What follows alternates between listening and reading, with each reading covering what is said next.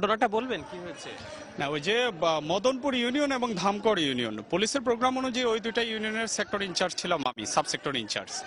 তো আমি মদনপুর ইউনিয়নের কেওডালা কেন্দ্রে যখন গিয়েছি যে ওখানকার পরিস্থিতি কি জানার জন্য প্রত্যেক কেন্দ্রে কেন্দ্রে ভিজিট করতেছি, তখন ওখানকার কেন্দ্রের পুলিশ ইনচার্জ, প্রিজাইডিং অফিসার এবং মোবাইল স্ট্রাইকিং ফোর্সের অফিসার আমাকে জানালো যে ওখানকার সালাম চেয়ারম্যান, মদনপুর ইউনিয়নের চেয়ারম্যান, উনি এসে বলছেন যে পুলিশের কেউ এখান থেকে মাথা নিয়ে যেতে পারবে না, পুলিশের কেউ মাথা নিয়ে যেতে পারবে না, আনসার পুলিশ আইন শৃঙ্খলা বাহিনীর কেউ বেঁচে থাকবে না, একটাও এখান থেকে যেতে পারবে না আমাকে যদি এখানে কাজ করতে না দেওয়া আপনি হয়। তাকে অ্যারেস্ট করেননি? আমার কথা শুনেন প্লিজ।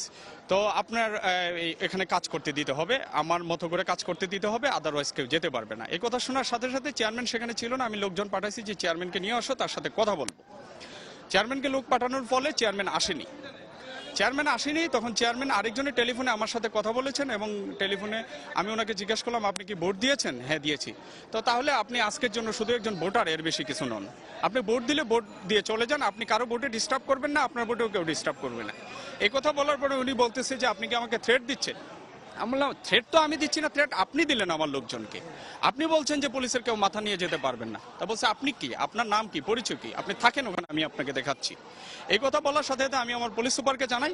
পুলিশ সুপার আমাকে বললো যে তাকে অ্যারেস্ট করো, আমি ফোর্স পাঠাচ্ছি, দ্রুত তাকে অ্যারেস্টের আওতায় নিয়ে আসো। সাথে সাথে আমি র্যাব কল করলাম, বিজিবি কল করলাম, তারাও পৌঁছালো, আমার ফোর্সের সংখ্যাও বাড়লো এবং তাকে যখন অ্যারেস্টের প্রিপারেশন নিচ্ছি যে তার বাড়িতে রেড দিয়ে, আশেপাশে রেড দিয়ে তাকে অ্যারেস্ট করবো, সঙ্গে সঙ্গে শামীম ওসমান সাহেব আমাকে ফোন দিল যে আমি সংসদ সদস্য শামীম ওসমান বলছি। আমি বললাম যে কেমন আছেন? ওনাকে অ্যাকচুয়ালি আমি কোনো এক প্রসঙ্গে আগের ভাই বলে সম্বোধন করি আর কি, স্যার বলি না।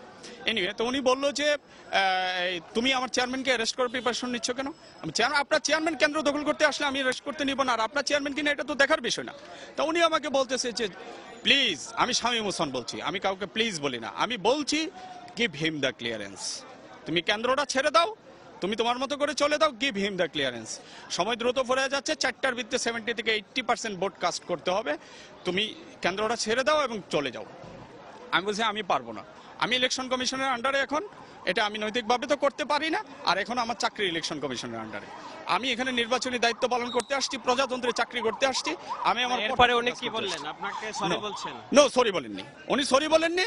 পরবর্তী সময় উনি আবার ফোন দিলেন, ফোন দিয়ে আমাকে ফোনে রেখে উনি প্রধানমন্ত্রীর PS1 জনৈক মালেক সাহেবের সাথে কথা বললেন এবং বললেন যে আমি মালেক বলছি, তুমি প্রধানমন্ত্রীকে বলো আমি কি রাজনীতি করব কি করব না।